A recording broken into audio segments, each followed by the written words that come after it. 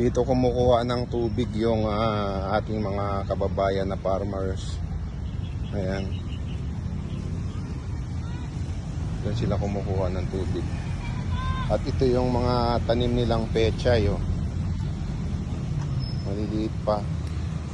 Hindi. Ano pala to? Spinach. Ayan, mga spinach pala yan.